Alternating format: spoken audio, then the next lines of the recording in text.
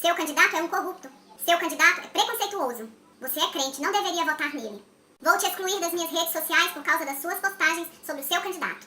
Eu não quero mais me encontrar com você, porque você só sabe falar desse seu candidato. Eu voto em quem eu quiser. Você é uma burra. Você é muito inocente. Você não estudou? O que você entende de política? A política no Brasil não muda. Os candidatos não mudam.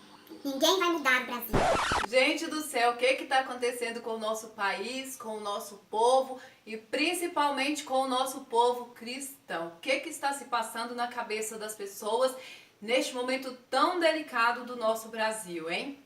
Nós estamos em épocas de eleições e é sobre isso que eu quero falar um pouquinho nesse vídeo de hoje, porque é impossível eu ver tudo o que está acontecendo e não vier falar daquilo que Deus colocou no meu coração a respeito. Então eu vim dividir com vocês um pouquinho daquilo que o Senhor tem falado comigo, para a gente refletir a respeito do nosso papel como cidadão, como eleitor, mas também como cristão e especialmente como cristão em meio a toda essa confusão que está armada por aí.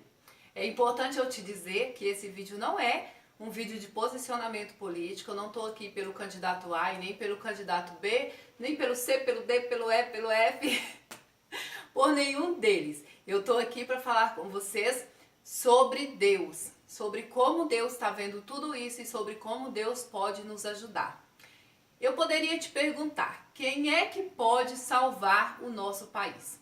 No meio de tantos candidatos, de tantas propostas, né, de tantas coisas que estão sendo ditas por aí, quem é que pode salvar o nosso país mesmo? É o Lula? É o Bolsonaro? É a Marina? É o Ciro? Quem, né? Qual deles? E tem entre outros que estão por aí. A verdade é que nenhum deles pode fazer muita coisa pelo nosso país. Mas eu e você podemos fazer muito, muito mais do que aqueles que são candidatos a presidente. Ah, Gleice, você tá ficando louca, né? Tô não. Vou mostrar para você, baseado na Bíblia, o que nós podemos fazer para ajudar o nosso país. A primeira coisa que nós precisamos pensar, refletir, é sobre o papel do político e sobre o papel de nós eleitores e sobre o nosso papel também como cristãos. Então, os políticos, nós sabemos que eles têm muitas funções dentro desse cargo, né, que seja ele senador, deputado, presidente, eles vão adquirir muitas funções. Dentre todas essas funções, nós podemos destacar algumas, né, que é meio que assim, enxugando tudo, a gente consegue colocar algumas como principais. Eu diria que são defender a justiça, ajudar os mais necessitados, né, defender o nosso país, manter a ordem e punir crimes. Esses são só alguns, como eu disse, enxugando tudo que eles são responsáveis. Essas são algumas das coisas principais que eles precisam fazer pelo nosso país se eles forem eleitos a esses cargos que estão se candidatando. Quanto a nós, eleitores, qual que é o nosso papel? O nosso papel é de ter consciência na hora de votar, para votar na pessoa certa, buscar um candidato que seja o ideal para o nosso país. Depois que eles já estão lá eleitos, o nosso papel é de acompanhar o trabalho deles, de fazer as cobranças devidas, de estar sempre atrás deles, buscando que as promessas sejam cumpridas, né? Claro, sempre respeitando. O maior problema que nós estamos enfrentando hoje é a violência devido à política. A gente tem visto muita violência verbal, violência física, né? Inclusive acabou de acontecer há alguns dias que o Bolsonaro recebeu uma facada. Eu já estava com esse vídeo em planos quando aconteceu isso e eu fiquei simplesmente chocada com a maneira como as pessoas estão lidando com essa situação, porque o que a gente vê é que tem muitas pessoas que estão celebrando esse acontecimento. Gente, isso é absurdo. E sabe o que é pior ainda? É que algumas dessas pessoas que estão celebrando esse acontecimento são pessoas que se dizem cristãs. Agora eu, como cristã, em hipótese alguma, eu iria celebrar um acontecimento tão ruim desse, independente se ele fosse ou não o meu candidato, né? Então nós temos que refletir sobre isso. O nosso papel não é de brigar por política, o nosso papel não é de ofender o irmão, o nosso papel não é de ficar brigando em redes sociais por causa de política. O nosso papel é de eleger os políticos com responsabilidade e depois de eleitos nós cobrarmos deles, ficarmos de cima para que as coisas aconteçam. Como cristãos, a nossa responsabilidade dobra, vai muito além. Veja só o que diz em Provérbios 28:2.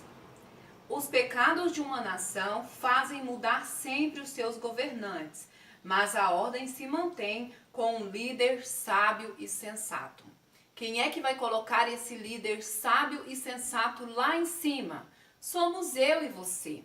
Agora, se nós estamos em pecado, nós não conseguimos deixar essa pessoa lá, porque a própria Bíblia diz que os pecados de uma nação fazem mudar sempre os seus governantes. Então, a nossa responsabilidade, irmãos, é de nós orarmos, de nós buscarmos pela nossa nação, de buscar recuperação para a nossa nação, porque nós estamos afogados, inundados em pecado. A nossa nação está inundada em pecado. Então, nós precisamos orar para que Deus venha curar a nossa nação, venha purificar a nossa nação, para que aí sim a gente consiga colocar alguém lá em cima que tenha responsabilidade, que seja sábio e sensato, como a Bíblia diz. Aí, ao invés de nós estarmos lá batendo boca com os outros, brigando, usando de xingamentos, inclusive, nós devemos estar dentro dos nossos quartos, dentro das nossas casas, das nossas igrejas, à porta das nossas casas, orando para que Deus cure a nação, para que Deus levante pessoas que sejam sábias e sensatas para cuidar do nosso país. Esse é o papel do cristão.